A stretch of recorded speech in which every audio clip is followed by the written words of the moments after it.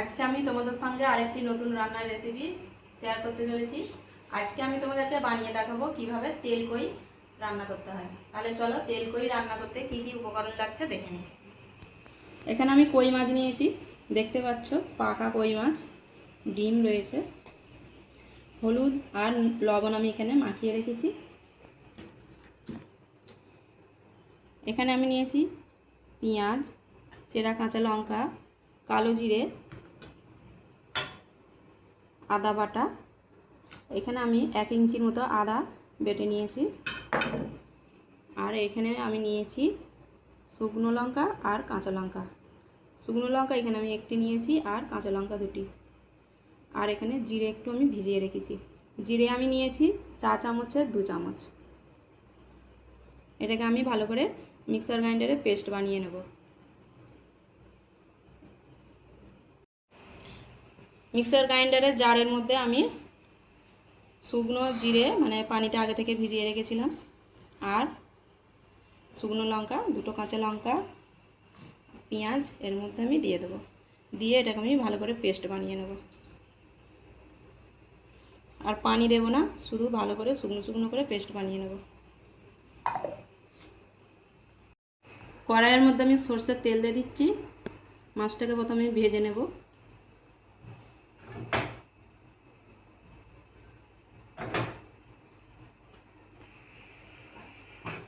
মাছগুলো এবার একে একে ভেজে নেব।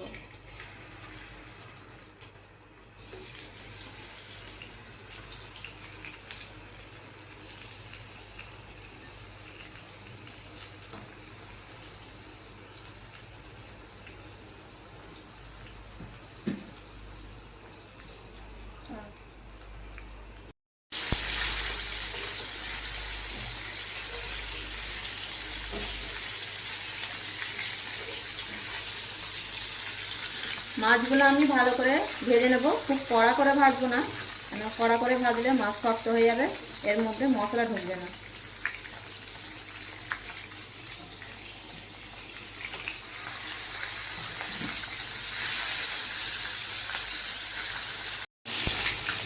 মাছগুলো সব আমার ভাজা হয়ে গেছে, এবার তুলে নেব।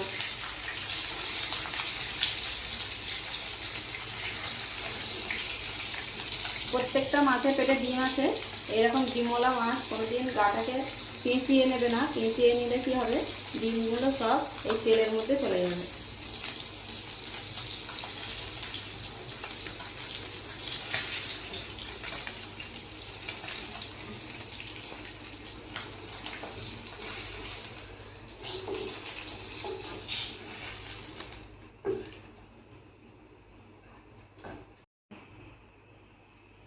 এই ভাজা তেলের মধ্যেই আমি রান্নাটা করে নেব। এখানে আরেকটু সরষের তেল আমি দিয়ে দেবো। তেল কই যেহেতু রান্না করছি, তো তেলটা একটু বেশি করে নিতে হবে। এর মধ্যে আমি কালো জিরে দিয়ে দেবো,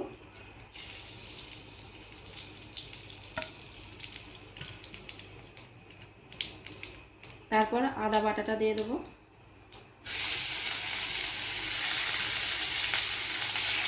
আদা বাটাটা একটু নাড়াচাড়া করে নেব।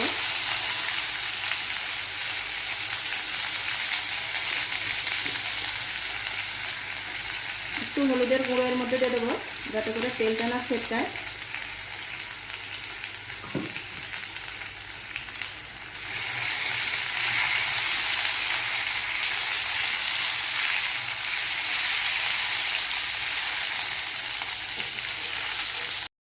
রান্নাটা ধরে ধরে কিন্তু মিডিয়াম আঁচে করতে হবে, খুব জোর জাল দিলে হবে না।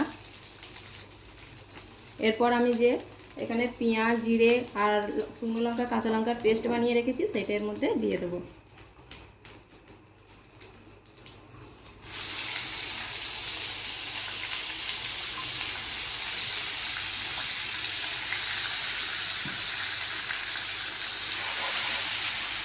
এটাকেও হালকা আঁচে রান্না করতে হবে, মানে মিডিয়াম, খুব কম নয় এবং খুব জোরেও আঁচ দিলে হবে না, নাহলে সব পেঁয়াজ যেসব মশলা আছে পুড়ে যাবে এবং রান্নাটা খারাপ হয়ে যাবে। তাই ধরে ধরে রান্না করে নেব। মশলাটা হালকা নাড়াচাড়া করে নিয়েছি। এবার এর মধ্যে কিছু কিছু মশলা আরও অ্যাড করে নেব। যেমন লবণ কম করেই দেব, পরে লাগলে আরও দিয়ে নেব, কেন মাছ ভাজায় লবণ দেওয়া আছে। সামান্য হলুদের গুঁড়ো, একটু আগে সামান্য হলুদ গুঁড়ো দিয়েছিলাম, তাই আর একটু দিয়ে দিলাম।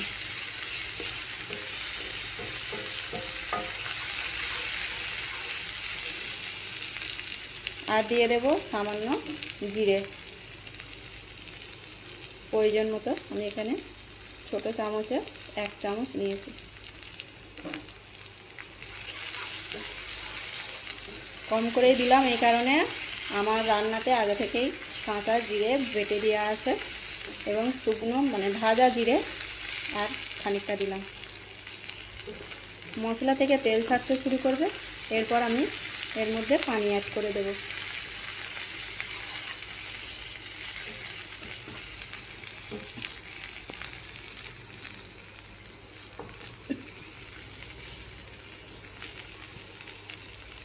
মশলাটা আমার রেডি হয়ে গেছে, এবার আমি এর মধ্যে একটু পানি অ্যাড করে দেবো।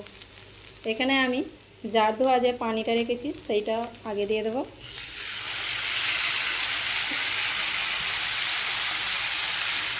আরও খানিকটা পানি এর মধ্যে দিয়ে দেবো।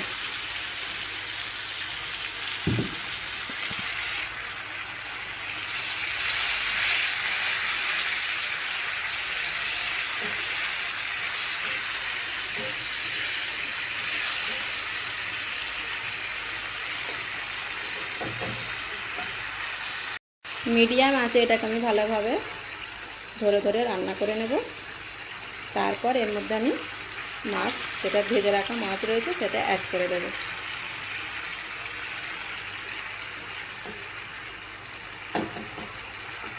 তিন চার মিনিট এটাকে ভালো করে আমি রান্না করে নেব।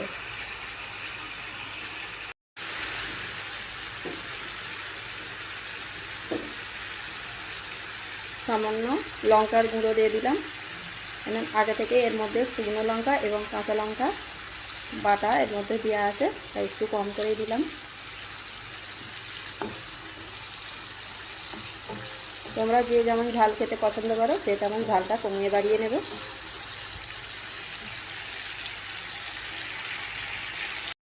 আমার মশলাটা এখানে রেডি হয়ে গেছে, এবার এর মধ্যে আমি আরও খানিকটা পানি অ্যাড করে দেব।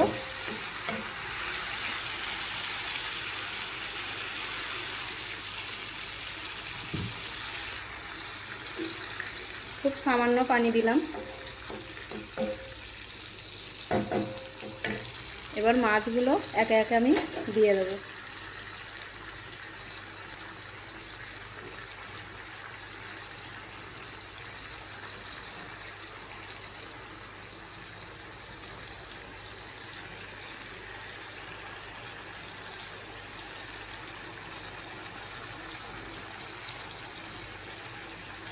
মাছটাকে আমি ভালো করে উল্টে পাল্টে আরও 6 থেকে 7 মিনিট রান্না করে নেব।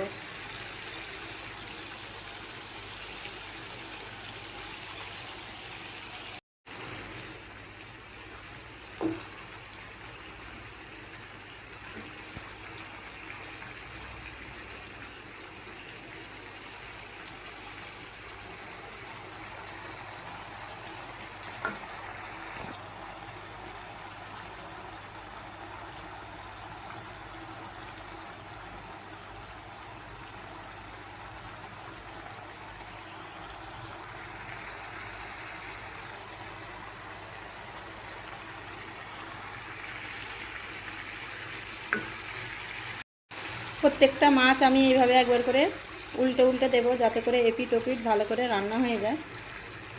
তো ঘুরিয়ে ঘুরিয়ে এইভাবে মাছগুলো মাঝে মধ্যেই ঘুরিয়ে ঘুরিয়ে দিতে হবে, যাতে ভালোভাবে এর মধ্যে মশলাটা ঢোকে।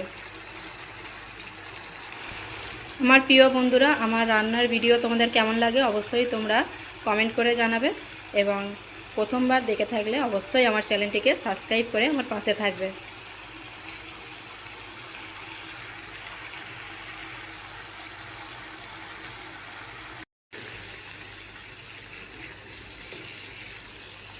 প্রত্যেকটা মাছ আমি 3 থেকে 4 বার প্রায় এইভাবে উল্টে পাল্টে রান্না করে নিয়েছি। এখানে আমার রান্না রেডি হয়ে গেছে। দেখতে পাচ্ছ ওপরের অংশটা মানে কতটা ওপরের তেল ছেড়ে দিয়েছে। এই রান্নাটাই আমার রেডি হয়ে গেছে। রান্নাটা আমার রেডি।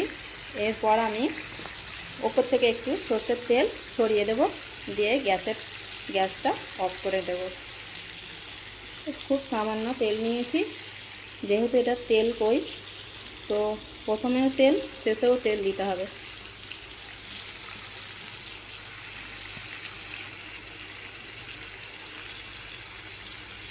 ব্যাস, আর বেশি আমি ফোটাবো না। আমার রান্না রেডি। তেল কই আমার রেডি হয়ে গেছে। এবার আমি এটাকে অন্য একটি জায়গায় তুলে নেব। এরপর আমি এর মধ্যে চেরা কাঁচা লঙ্কা যেটা রেখেছিলাম ওপরে ওপরে দিয়ে দেব।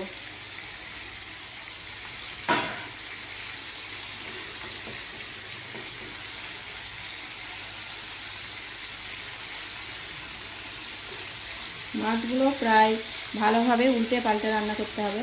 আবারও বলছি, নাহলে প্রত্যেকটা মাছের পেটে ডিম রয়েছে, ভেতরে ডিমগুলো সব কাঁচা থেকে যাবে ভালো করে রান্না না করলে।